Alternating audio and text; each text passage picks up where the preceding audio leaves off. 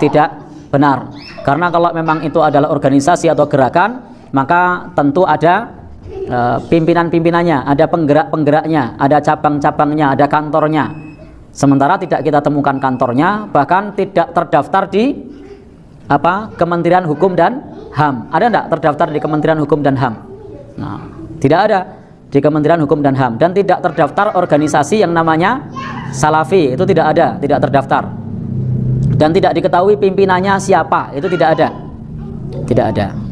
Kalau satu gerakan yang didanai itu butuh pimpinan yang menyampaikan ke di bawahnya lagi, menyampaikan ke bawahnya lagi, mulai dari pimpinan teratas sampai jaringan sel yang paling kecil, itu informasi bisa sampai. Tetapi kalau gerakan salaf bisa jadi alumni dari Yaman, alumni dari Madinah, alumni dari Mekah, itu punya pandangan yang berbeda. Itu karena memang gerakan salaf pada umumnya adalah panggilan hati nurani untuk berdakwah di tengah-tengah masyarakat, untuk menyampaikan ajaran dari Rasulullah SAW, berusaha untuk menyampaikan dengan pemahaman para salafus soleh dari Al-Quran dan As-Sunnah.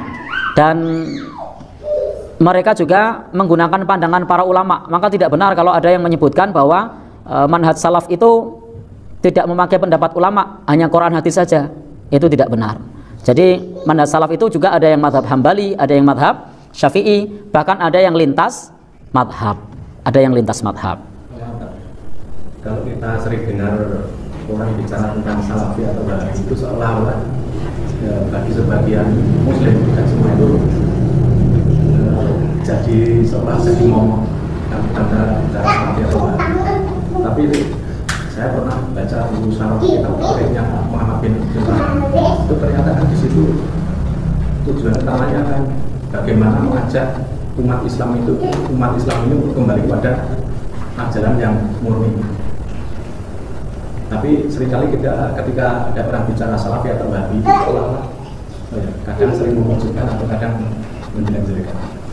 Baik, terima kasih.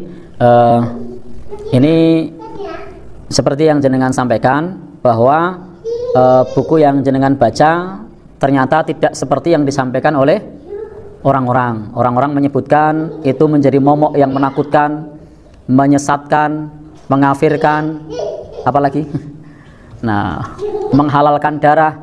Setelah membaca kitabnya ternyata tidak seperti itu. Disinilah pentingnya kita sebagai kaum muslimin untuk tabayyun setiap mendapatkan satu informasi. Al-Quran mengatakan, in ja'akum fasikum binaba'in fatabayyanu.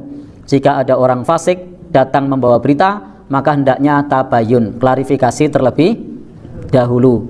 Kadang-kadang memang arus informasi di tengah masyarakat yang simpang siur tanpa diklarifikasi, kemudian terburu-buru disebarkan. Apalagi di era IT ini banyak berita yang terkait dengan hoax, baik yang menyangkut tentang informasi keagamaan, bahkan politik, bahkan negara, termasuk pemimpin negara, itu Masya Allah tidak mengedepankan tabayun, sehingga yang terjadi memecah belah persatuan umat. Maka hendaknya kita